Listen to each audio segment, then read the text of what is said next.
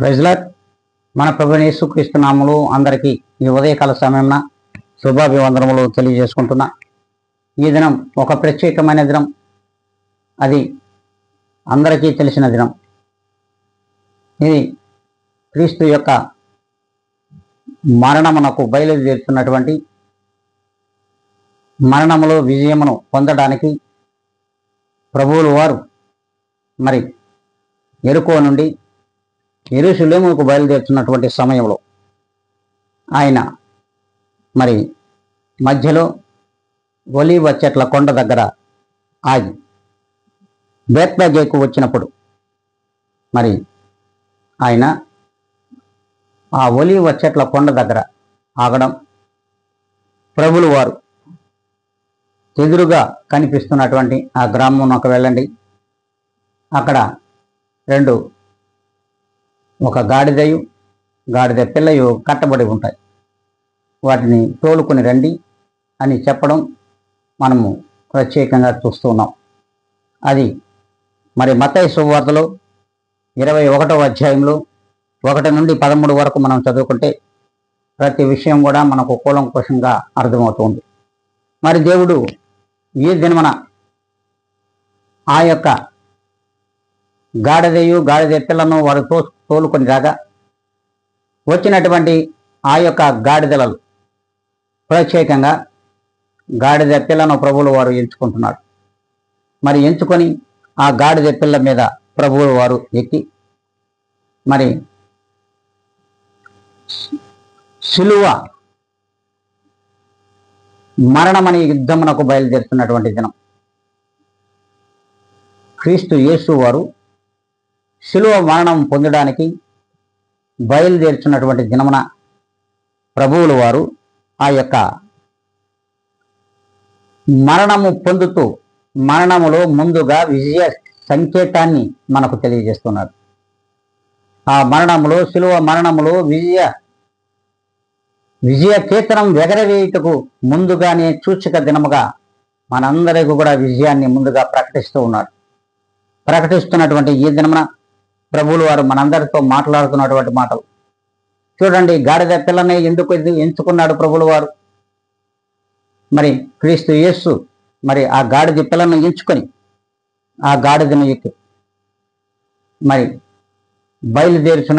ఊరేగుతున్నటువంటి సమయంలో జయము జయము జయము జయము ప్రభువా, జయము జయము దావీదు కుమారునికి జయము, ప్రభువు పేరిట వచ్చువాడు స్తుతింపబడును గాక, సర్వోన్నతమైన స్థలములలో జయము అని కేకలు వేయిచుండిరి అనేది మనం కూడా పరిశుద్ధ గ్రంథంలో చూస్తున్నాం.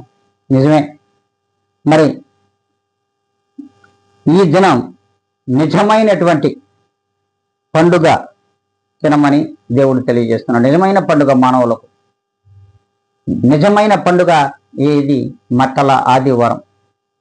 మరి ప్రతి ఒక్కరు కూడా పులిసిపోయినటువంటి మరి మానవ హృదయములు ఈ లోకములో ఉంటుండగా ఆ పులిసిపోయినటువంటి పిండి సాదృశ్యంగా మన హృదయంలో ఉన్నటువంటి పాత రోత జీవితాలకు, అంతేకాదు వీటన్నిటికీ సాదృశ్యంగా కపటము, అసూయ, ద్వేషం, దుర్మార్గం, దుర్నీతి, అన్యాయం, అవివేకం, అసత్యం, అవిధేయత ఇవన్నీ కలగలిపితే పాపమునకు ఇవన్నీ మనలను దగ్గర చేస్తున్నటువంటి వీటన్నిటికీ సాదృశ్యంగా పులిసిన పిండలను దేవుడు మన వాటన్నిటికీ సాదృశ్యంగా చూపిస్తూ ఉన్నాడు. మరి పులిని పిండిగా మనమున్నామా? పులిసిపోయిన పిండిగా మనమున్నామా? ఒక్కసారి ప్రతి హృదయం కూడా ఆలోచించాలి. క్రీస్తుని విశ్వసించినటువంటి ప్రతి ఒక్కరు కూడా, అసలు క్రీస్తులో ఉన్న మనము, క్రీస్తును వెంబడించుచున్నటువంటి క్రైస్తవ సమాజములు, సార్వత్రిక సంఘములలో ఉన్నటువంటి ప్రతి ఒక్కరు కూడా ఆ క్రీస్తుకు మాదిరికరమైన జీవితంలో మనం ఉన్నామా? ఎన్ని సంవత్సరములు ఈ యొక్క పండుగ వస్తుంది? మట్టల ఆదివారం అనే పండుగ వస్తుంది. ఒక్కసారి ఆలోచించండి. మట్టల ఆదివార దినమున సిలువ మరణమును పొందడానికి ముందుగా విజయ సూచిక దినముగా మీకును మనకును ప్రభువులు వారు దయచేస్తుండగా కూడా మనం ఇంకను ఈ పండుగను పులియని పిండే, పులియని రొట్టెలు. మరి ఆ పులిసిపోయినటువంటి ఆ పిండితో చేయబడినటువంటి రొట్టెలు మన హృదయంలో ఉన్నాయి. ఆ రొట్టెలే ఈ దుర్నీతి యొక్క కార్యక్రమాలన్నీ. వాటిని విడిచిపెట్టి పులియని రొట్టెలు, మరి ఆ పులియని రొట్టెలు మన హృదయంలో ఉన్నాయి. ఆ పులియని రొట్టెలకు సాదృశ్యము నీతి, యథార్థత, సత్యము, మరి కపటము లేని జీవితం, పాపము లేని జీవితం, అసూయ ద్వేషములు లేనటువంటి జీవితం మనలో ఉందో లేదో ఒక్కసారి ఆత్మ పరిశీలన చేసుకోమని దేవుడు ఈ దినమున మనందరితో సెలవిస్తున్నాడు.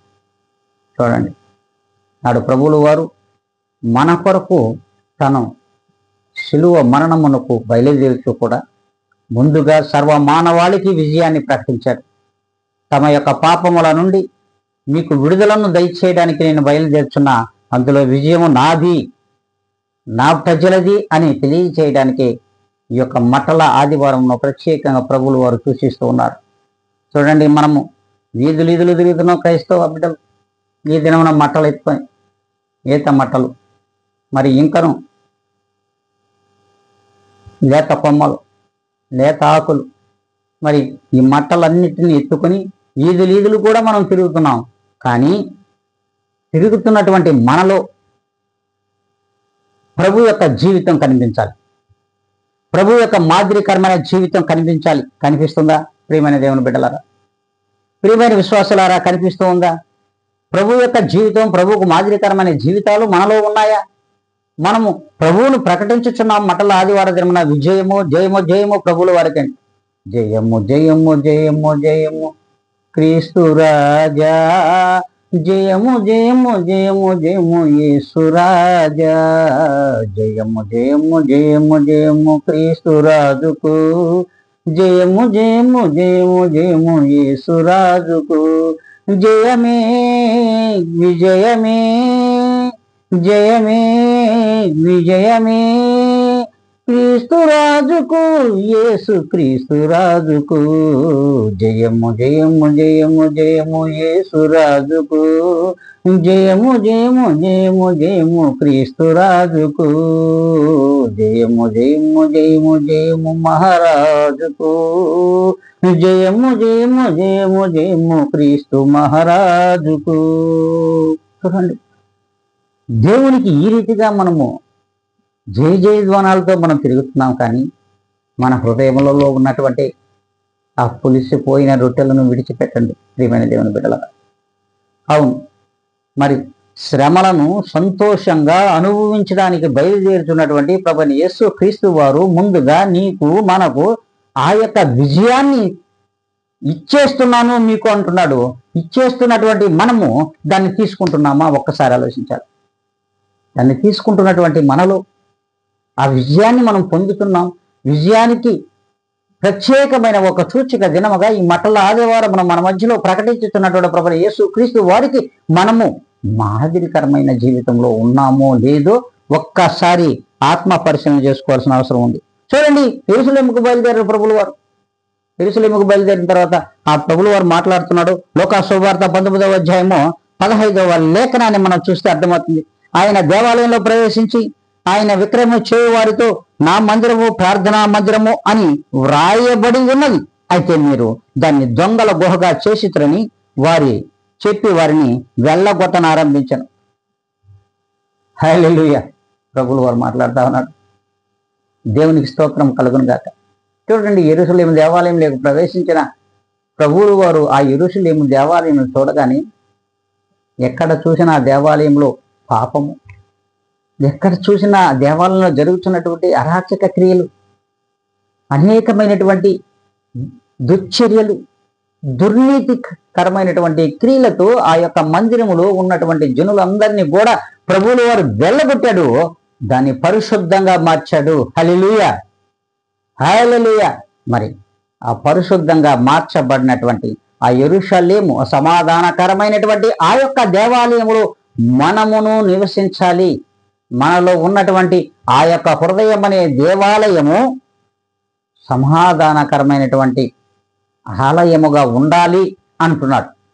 సమాధానకరమైనటువంటి పట్టణముగా నీ యొక్క హృదయం ఉందా? నీ యొక్క దేవాలయం ఉందా? ఒక్కసారి ఆలోచించండి ప్రియమైన దేవుని బిడ్డలారా. మరి ప్రభువుల వారు గాడిద పిల్లను తోలుకొని రమ్మన్నాడు అని ఆ దినము చెప్పగా ఆ యొక్క కారణం అపరిశుద్ధతను అశుద్ధతను తెలియజేస్తూ గాడిద పిల్ల అపరిశుద్ధత మరి అశుద్ధమైనటువంటి క్రియలకు సాదృశ్యమైనటువంటి గాడిద స్వరూపం. గాడిద అని ఆ జంతు. మరి గాడిద కంటే కూడా మనము ఈ లోకంలో మానవులు చెడిపోయి ఉన్నారని స్పష్టంగా తెలియజేయగలం. మరి ఆ గాడిద చూడండి, ఆ గాడిద మురికి బట్టలు మోసుకొని సాకిరేవు దగ్గరికి వెళ్ళి మరి ఆ గాడిద మీద మరలా ఆ మురికి బట్టలను తెల్లని బట్టలుగా, పరిశుద్ధమైనటువంటి బట్టలుగా, శుద్ధత కలిగినటువంటి బట్టలుగా తీసుకొని మనకు తెచ్చి ఇస్తుంది. తను మురికిలో బ్రతుకుతూ కూడా నిన్ను నన్ను మన యొక్క దేహముల మీద ఉన్నటువంటి మురికి వస్త్రములను మార్చి ఆ సాకిరేవు బండ మీద వాళ్ళ దగ్గర కొట్టించి మరి ఉతికించి తెల్లని బట్టలుగా మోసుకుని ఆ మురికి శరీరంతో మనలా మనకు తీసుకొచ్చిస్తుంది. ఆ మురికి శరీరములో తీస్తున్నటువంటి ఆ గాడిద మీద ఉన్నటువంటి ఆ తెల్లని బట్టలను మనం చూస్తున్నాం. గాడిదలో ఉన్నటువంటి మురికిని చూడడం లేదు ప్రియమైన దేవుని బిడ్డలారా.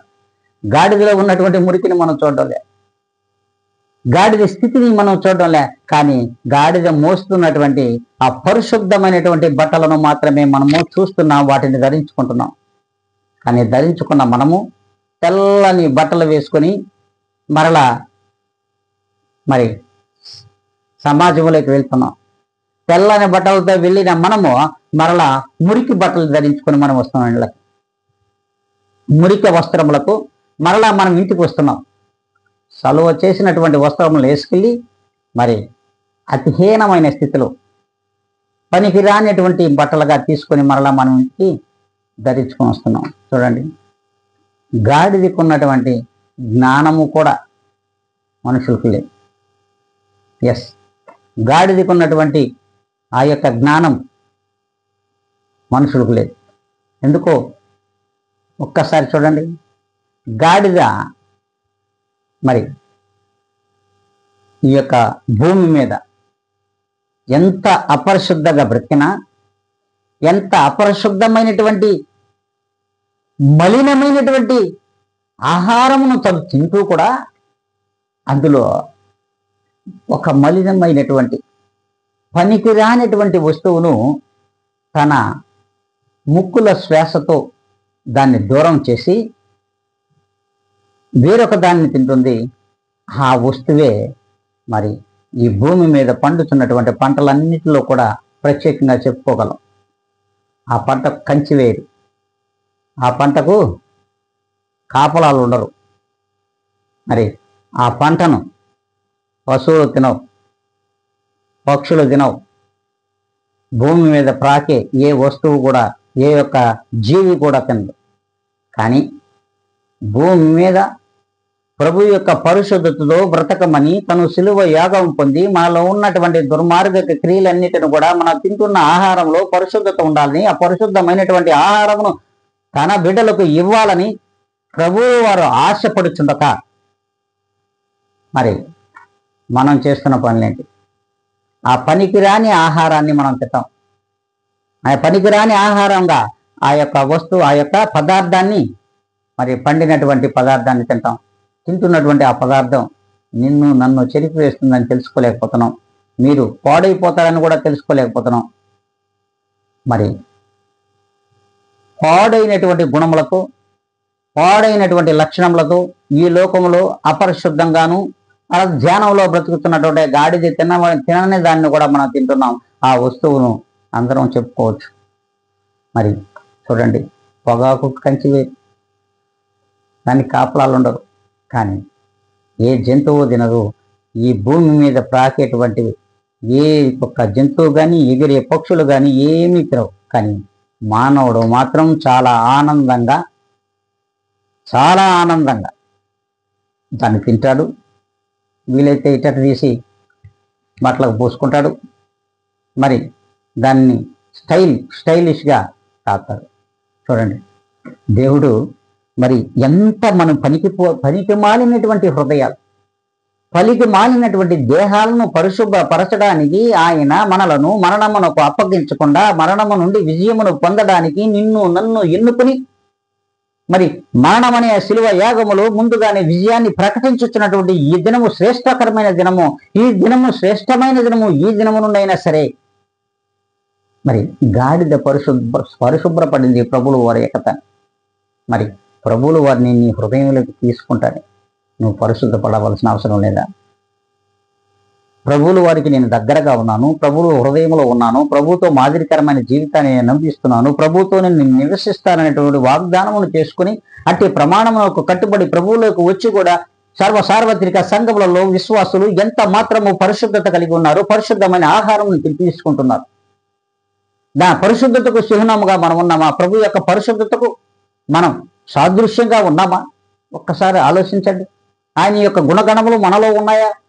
అపరిశుద్ధమైన క్రియలతో, అపరిశుద్ధమైనటువంటి ప్రాంతములలో, అపరిశుద్ధమైన దేహములతో, అపరిశుద్ధమైన ఆహారములతో ఈ లోకములో జీవించుతున్నటువంటి మనము ఏ మాత్రము ప్రభు యొక్క విజయమునకు సూచికగా మనమున్నామా?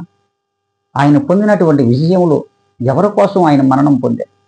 ఎవరి కొరకు ఆయన ఈ దినమున మరణమునకు శిలువ మరణ యాగమునకు బయలుదేరుతుండగా ఆ విజయానికి సూచికగా ముందుగా ఈ దినమును నీకు ప్రకటించమని ఇచ్చారే. ప్రకటించబడుతున్నటువంటి ఈ యొక్క మట్టల ఆదివార దినమున మనము ఏ రీతిగా ఉన్నామో ఒక్కసారి ఆలోచించాలి. ఒక్కసారి ప్రతి ఒక్కరూ ఆలోచించగలిగినట్లయితే ప్రతి మనిషి తమ హృదయములను మీద చెయ్యి వేసుకుని ఈ హృదయము ప్రభువుకు మాదిరికరంగా ఉందా, ప్రభువుకు దగ్గరగా ఉందా, ప్రభువులో ఉన్నదా, ప్రభువు నా హృదయంలో ఉన్నాడా లేదా ఒక్కసారి ఆలోచించాలి. ఆ గాడిదను ఎక్కినటువంటి ప్రభు యేసుక్రీస్తు వారు ఎక్కిన మరుక్షణం గాడిద పరిశుభ్రపడింది, పరిశుద్ధతకు మారుగా మారిపోయింది. ఆ అపరిశుద్ధతకు ప్రతిరూపమైనటువంటి ఆ యొక్క గాడిద పిల్ల. మరి గాడిద పిల్లకు సాదృశ్యం మనమే. అంటే అంత అపరిశుద్ధతతో ఈ లోకంలో మనం జీవిస్తున్నాము, ఈ లోకంలో మనం బ్రతుకుతున్నాము అనేది సత్యం. కనుకనే ఈ దినమున ప్రభువుల వారు మనందరితో మాట్లాడుతున్నటువంటి మాట చూడండి. మరి గాడిద పిల్ల, మరి ఆ యొక్క గాడిద పిల్లను ప్రభువుల వారు ఎక్కగానే మరి ఆ ప్రభువును ఎక్కించుకున్నటువంటి ఆ గాడిద పిల్ల యొక్క పాదాలు కందిపోకూడదని మరి మట్టలు, ఈత మట్టలు, లేత ఆకులు, లేత కొమ్మలు ఆ గాడిద పాదాలు కందిపోకూడదని ఆ యొక్క దినమున యెరూషలేము నుండి యెరికో నుండి యెరూషలేము వరకు కూడా బెత్పగే గ్రామం నుండి మరి యెరూషలేము వరకు గాడిద పిల్ల యొక్క కాళ్ళ కింద పరిచినటువంటి ఆ యొక్క లేత ఆకులు, లేత కొమ్మలు, మరి ఆ లేత ఆకులు, లేత కొమ్మలలో మనం ఉన్నామో లేదో ఒక్కసారి ఆలోచించాలి. ఆ లేత ఆకులు మన బిడ్డలకు సాదృశ్యం కాకూడదా? మరి ఆ లేత కొమ్మలు మరి పెద్దవారికి సాదృశ్యం కాకూడదా? మరి ఆ తాటి మట్టలు, ఆ ఈత మట్టలు, ఈత ఆకులు చూడండి. ఆ యొక్క గాడిద పిల్ల యొక్క పాదాలు కందిపోకూడదని మనమందరం పరుస్తూ ఈ దినమున ఆ మట్టలు ఎత్తుకొని మనం ఊరేగుతున్నాం, పండగ చేస్తూ ఉన్నాం.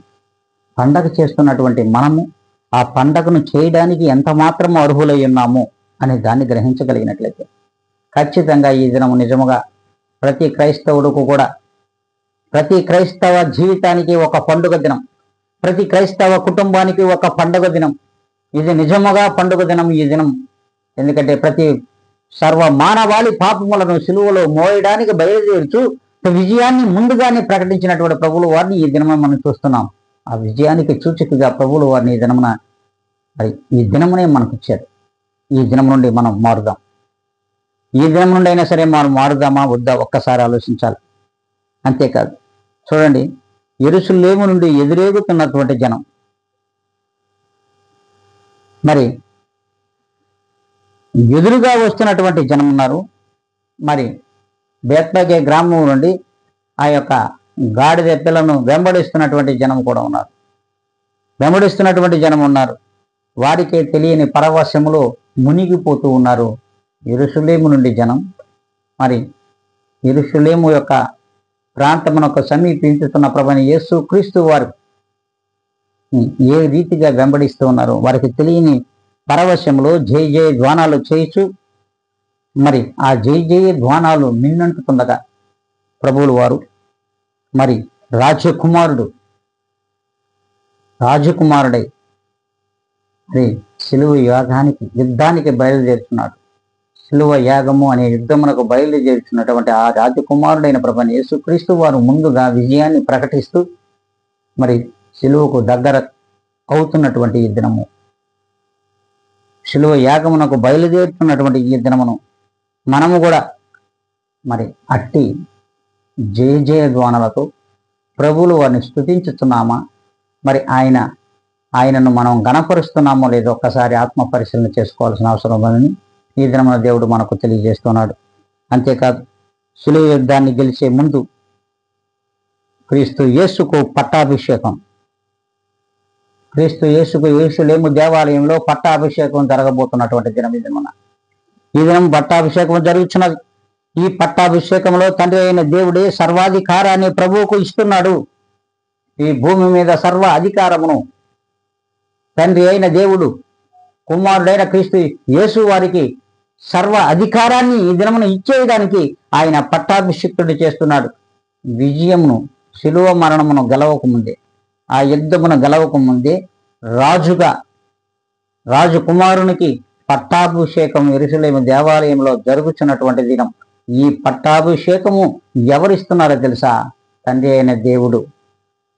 భూమి మీద పరలోకములోను భూలోకములోను సర్వ అధికారమును, సర్వ ప్రపంచముల మీద సర్వ అధికారాన్ని ఆయనకు ఇచ్చి పట్టాభిషిక్తుని చేయబోతున్నారు. పట్టాభిషేక్తుని చేస్తున్నటువంటి ఈ దినం ప్రత్యేకమైన దినం. చూడండి, గాడిద వస్తుంది. గాడిద పిల్ల మీద ప్రభువులు ఉన్నారు. గాడిద మీద బట్టలు వేస్తున్నారు. గాడిద కాళ్ళ మీద మరి ఆ యొక్క గాడిద మీద గాడిద పిల్ల కాళ్ళ మీద కూడా కాళ్ళ కింద మరి లేత ఆకులు, లేత కమ్మలు, ఈత మట్టలు పరుస్తున్నటువంటి ఈ దినమున మరి యెరూషలేము దేవాలయంలోనికి వచ్చి మరి తండ్రి అయిన దేవుడు రాజకుమారునికి పట్టాభిషేకం చేస్తున్నాడు. సర్వ అధికారాలు ఇస్తూ ఆ సర్వ అధికారాన్ని ఇస్తున్నటువంటి ఈ యొక్క దేవుడు ఎక్కడున్నాడు? ఈ కుమారుడు ఎక్కడున్నాడు? కుమారుడు గాడిద పిల్ల అయిన పశు పిల్ల ధారావాహకం మీద ఉన్నాడు.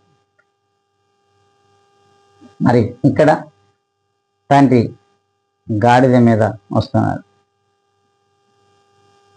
మరి ఎదురేగుతున్నారు పరిశుద్ధాత్మ జనాంగం. పరిశుద్ధాత్మతో నింపబడినటువంటి జనాంగం యెరూషలేము.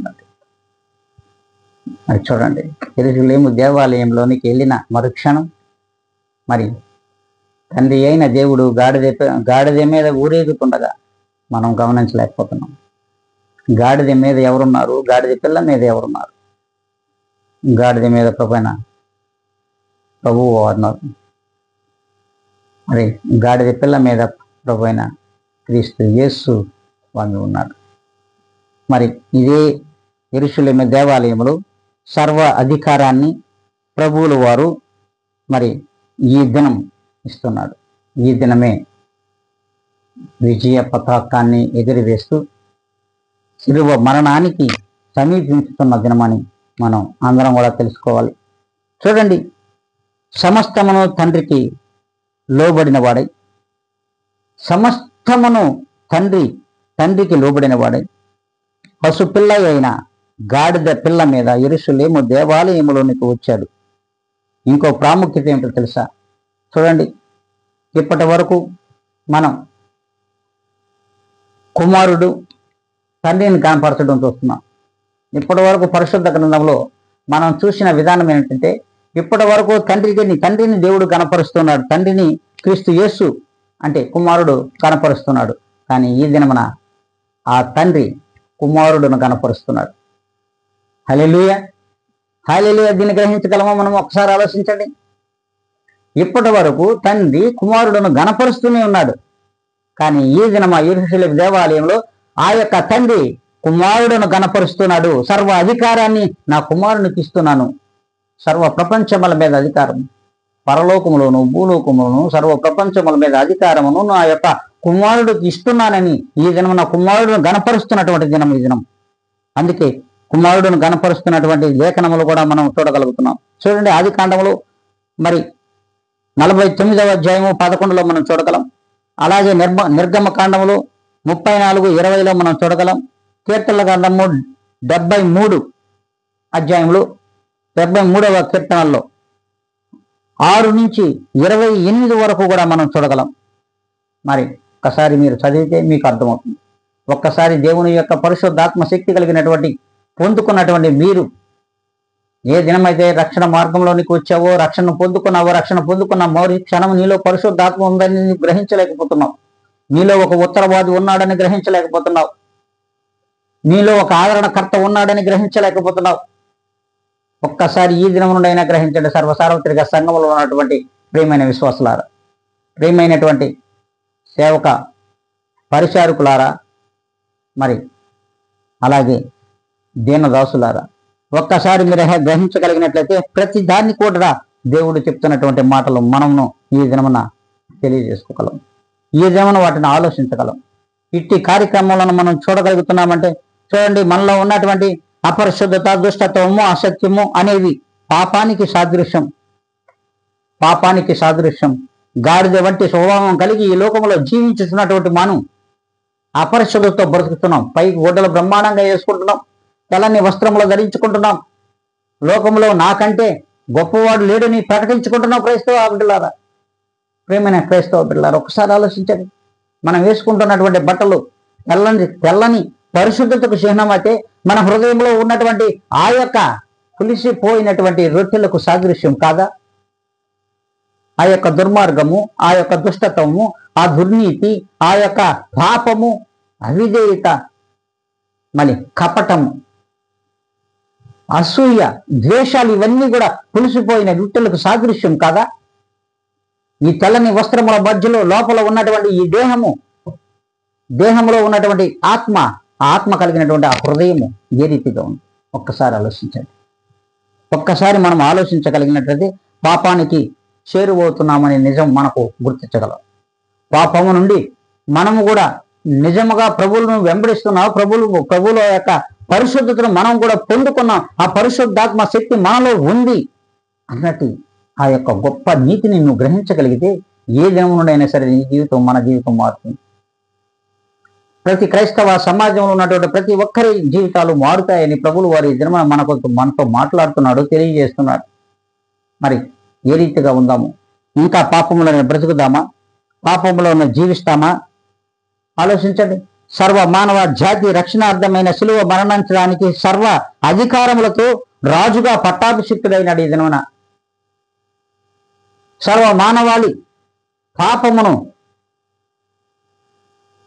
పాపము నుండి విడిపించడానికి ప్రభువైన క్రీస్తు యేసు వారు ఈ దినమున పట్టాభిషిక్తుడై శిలువ మరణమును పొందడానికి బయలుదేరుతున్నటువంటి దినము ఈ దినం. ముందుగానే నీకు విజయాన్ని ప్రకటిస్తున్నాడు. నీలో ఉన్నటువంటి ప్రతి ప్రభువులు వారి వ్యతిరేకమైనటువంటి అపరిశుద్ధత క్రియలన్నీ వీటిని విడిచిపెట్టి ప్రభువును, పరిశుద్ధతను వెంబడిద్దామా? ఆ పరిశుద్ధుడైన ప్రభుని క్రీస్తును వెంబడిద్దామా? ఒక్కసారి ఆలోచించండి. ఆ పరిశుద్ధుడైన ప్రభు క్రీస్తుని సర్వ మానవాళి కూడా దేవుని యొక్క ప్రేమ కలిగి ఉండాలంటున్నాడు. అంతేకాదు, సర్వ మానవాళి మీద ఉన్నటువంటి దేవునికి ఉన్నటువంటి ప్రేమ, దేవునికి ఉన్నటువంటి సర్వ మానవాళిపై దేవునికి ఉన్నటువంటి ప్రేమను ఈ దినమున తెలియజేస్తుంది, తెలియపరుస్తుంది, నీకు గుర్తు చేస్తుంది కూడా. ఆలోచించాలి. సర్వజనులారా, ఒక్కసారి ఆలోచించండి. సర్వజనులారా, సర్వజనులైనటువంటి సర్వసార్వత్రిక సంఘములో ఉన్నటువంటి జనాంగానికి మరియు సర్వ ప్రపంచములలో ఉన్నటువంటి ప్రజలందరికీ కూడా ప్రభువులు వారి ఈ దినమున వారి యొక్క రక్షణార్థమైనటువంటి ఈ యొక్క శిలువ యాగం ప్రభు ప్రేమకు నిజమైన సాదృశ్యమైనది. అవును, నిజం. ఆయన విజయానికి ఈ శిలువ మరణ యాగం అనేది విజయాన్ని ముందుగానే ప్రకటిస్తూ ఉన్నాడు ప్రభువుల వారు. ముందుగానే నీ జీవితాన్ని సరి చేసుకోవా? ఆలోచించండి. ముందుగానే నీ జీవితాన్ని నీవును శిలువ మోయకు ముందే, నీవును ఆ శ్రమలో పాలు కాకముందే ఆ యొక్క క్రీస్తును ముందుగా నీ యొక్క హృదయంలోకి ఆహ్వానించుకో. ఆ క్రీస్తు యొక్క పరిశుద్ధతను నీ యొక్క హృదయంలోనికి తీసుకో. ఆ యొక్క పరిశుద్ధాత్మను ఈ దినముండైనా నువ్వు పొందుకొని మరి ప్రభు విజయంలో మనము పాలిభాగస్తులు. ప్రభు యొక్క విజయానికి మనము ఆ విజయాన్ని అనుభవించే వారిగా ఉందామా? ఆ విజయాన్ని నువ్వు అనుభవించాలంటే మొట్టమొదట నువ్వు పరిశుద్ధత కలిగి ఉండాలి. పరిపూర్ణమైనటువంటి పరిశుద్ధాత్మకు ఒక నిలయమై ఉండాలి. ఆ క్రీస్తు యేసుకు నీ యొక్క హృదయము ఒక దేవాలయం ఉండాలి. ఆ దేవాలయము మరి పాడవకూడదు. ఆ దేవాలయము నీవు పాడు చేసుకోకూడదు. ఆ దేవాలయాన్ని నీవు అపరిశుద్ధమైనటువంటి పులిసిపోయిన రొట్టెలతో నింపుకోకూడదు. ఈ దినము నుండి వాటన్నిటిని విడిచిపెట్టి పరిశుద్ధాత్మకు నిలయమై ఆ ఆదరణకర్తను నీ హృదయంలోకి ఎత్తుకో. ఆ యొక్క క్రీస్తు యేసు వారిని నీ హృదయంలోకి ధరించుకుని నీ హృదయంలో ఈ దినము నుండి ప్రభువులు వారికి నేనును ఒక పరిశుద్ధాత్మ నింపబడిన వాడును, నేను క్రీస్తుకు దాసుడను, క్రీస్తుకు నేను ఒక శిష్యుడను, మరి క్రీస్తుకు మాదిరికరమైనటువంటి జీవితాలు మాలోనూ ఉన్నాయి అనేది నీలో ఖచ్చితంగా ఈ దినం నుండి ఆ యొక్క మరి పరిపూర్ణమైనటువంటి హృదయమును నీవును కలిగి ఉన్నట్లయితే ఖచ్చితంగా ఈ దినమున మటలాదివారమున ఒక ప్రత్యేకమైన ఈ దినమున నీవును ప్రభువులు వారి విజయంలో పాలుభాగస్తులవుతావు. ప్రియమైన దేవుని బిడ్డలారా, ఒక్కసారి మీరు ఆలోచించి ప్రతి ఒక్కరు కూడా తమ హృదయముల మీద చేయి వేసుకొని మన హృదయములలోనికి దేవుడిని ఈ దినం నుండి ఆయన ఎత్తుకుందాం. ఈ దినం నుండి ఆయనలోని మనం జీవిస్తాం.